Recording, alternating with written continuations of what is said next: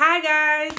Okay, this video comes from some of the suggestions we got when we did our 1,000 subscriber giveaway. We asked kind of what topics you guys wanted us to talk about. And one of the suggestions, or a couple of people said the same suggestion, was they wanted to know like things that you wish you knew before you started law school. So we already did a video about 5 things I wish I knew before I started law school. But this video I'm gonna talk about Dear 1L. Things I wish I would have told my 1L self when I was going through it, and hopefully can be encouraging and help anybody who's going through that experience right now. So let's get right into it.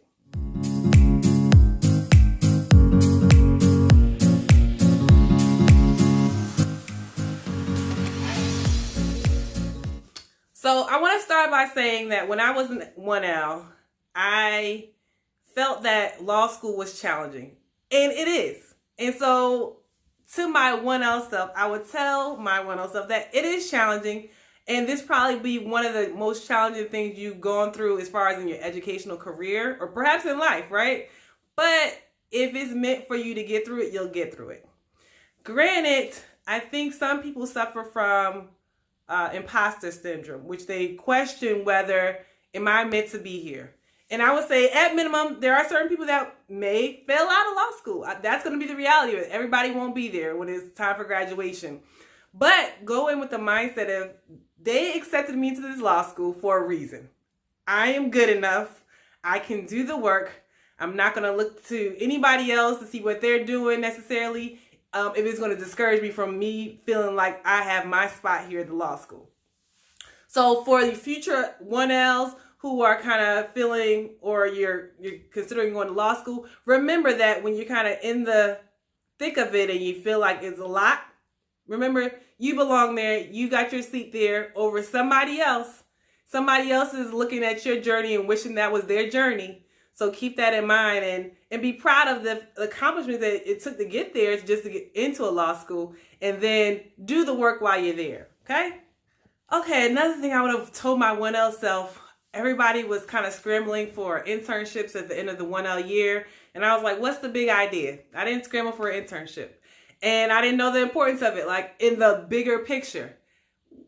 Unlike in undergrad where you may have a guidance counselor to kind of help you along, I didn't feel like we had that necessarily to tell us like, oh, everybody should get an internship because they offer these particular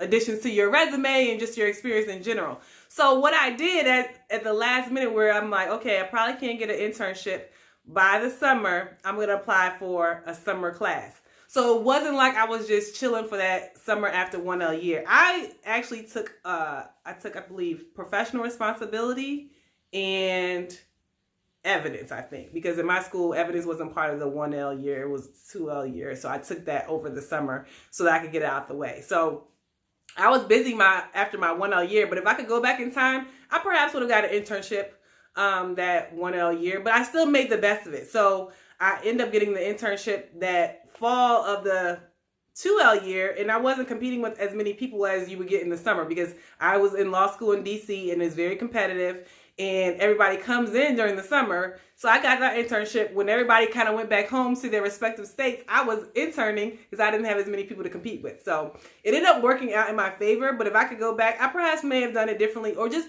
realize what my options were before I was kind of in the thick of it. So to my 1L self, I'm glad that that didn't derail your career. But I would say that to kind of make use of your resources to say like, okay, what is important, what isn't important. There are certain things that some people may or may not do, but I think internships, you should have at least one internship before you graduate from law school. So I think that will be what I would tell my former 1L self. Okay, so this one is kind of like a compilation of like, okay, student loans and prioritizing what's important in law school. So 1L year, they give you this financial aid package, and if I could go back in time, I perhaps would have gotten a cheaper apartment, granted in a safe area, right? So I was in DC and I wanted to make sure I was in a safe area because I wasn't familiar with the area. So, but I probably could have still found a cheaper apartment so that I would use less financial aid money before going and getting an apartment that was a studio apartment. I think at the time, this was back in 2008, my studio apartment in DC was, I want to say it was $1,400. it included the utilities, and it was like walking distance from my school. Not like right across the street, but I can walk there. But I probably could have found something cheaper. My cousin even offered to let me stay at her place and like pay her substantially less because she had an extra bedroom, but she lived further out.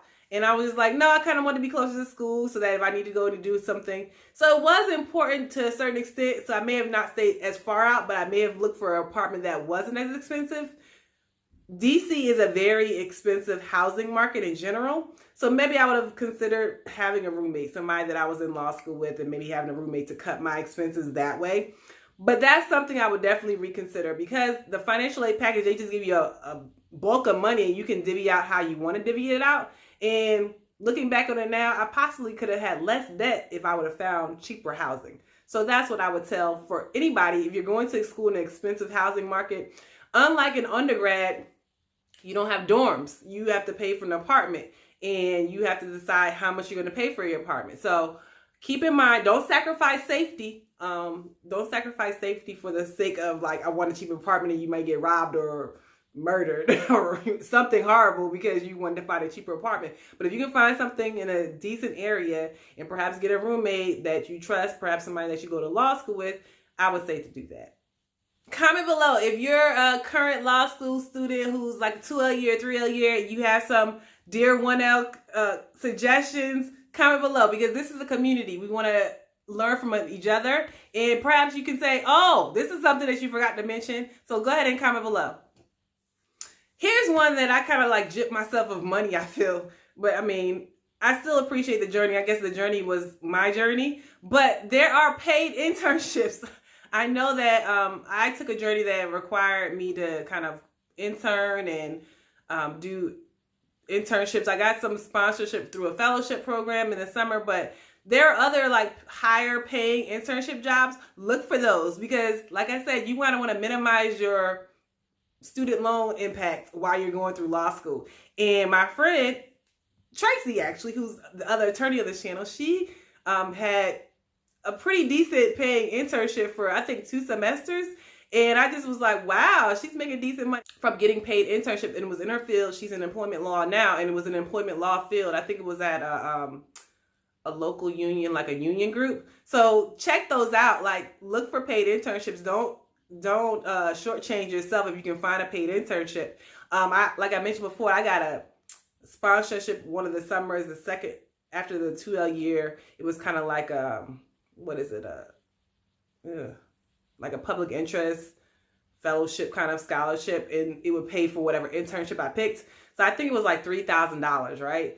But it could have been more if I found like a higher paying internship. I know if you're going to big law and some of you guys want to do big law and you find the internship, some of these law firms pay like $10,000 a month. It's like the equivalent of a first year associate salary. So let's say it's $160,000 for a first year associate salary. You're getting the equivalent of that broken down into a condensed summer. So you're getting like $10,000 for the month. And you're working for 3 months, let's say June, July, and part of August. So if you find those, that would be great because as long as you don't like squander it away, then that can, like I said, reduce your student loan impact, what you depend on to survive while you're trying to get through law school. And also it's a chance for you to possibly get a job offer for that next summer when you're going to be out of law school and looking for work. So keep that in mind. I would say to also not compare your journey to anybody else's. I know, and if you looked at my other videos about basically how to get through law school, how to get a job after law school, I talk about who you are as a person is sometimes the deciding factor of whether you're going to get a job or not. I went to law school with people who perhaps had better grades than me, but I had made sure I had my job after law school. Whether they had their job or not was not my business. I wanted to make sure I had my job. And some of them had jobs and some of them didn't because grades are not everything. They are important to make sure you have a decent GPA because it shows some kind of mastery of the subject, but you also want to make sure you have a good personality. So do not compare yourself to someone else and say like, oh, they have better grades than me, they'll probably get the job. If you are doing what you need to do and somebody else is vouching for you, that could be the deciding factor. So I think some people kind of can get discouraged when they see these people. There's going to be a lot of type A personalities in law school, and you might think that this person may be better at the position than you are. If you want that job, go for it. The worst somebody could say is no. Let them tell you no. Don't you say no for them. Go ahead and make sure you put your application in. You follow with a phone call to make sure they got your application.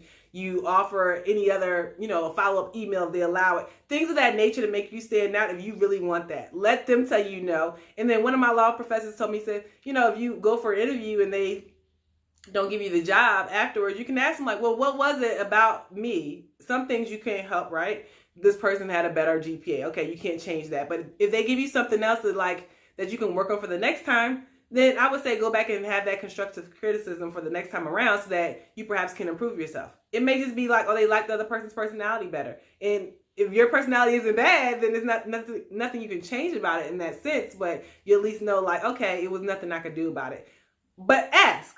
That's going to be like a hard question, but I think it'll be a helpful question in the long run. Okay, so I don't have any regrets, right? This has been my journey. I have no regrets, but I would encourage other people to kind of learn if they want to do something different or be like, oh yeah, I'm glad, girl, you told me that. Yes, I'm going to tell you this now so that if you want to start your journey out on a different foot and end up with different results, you at least have all the facts involved. So see you in the next video.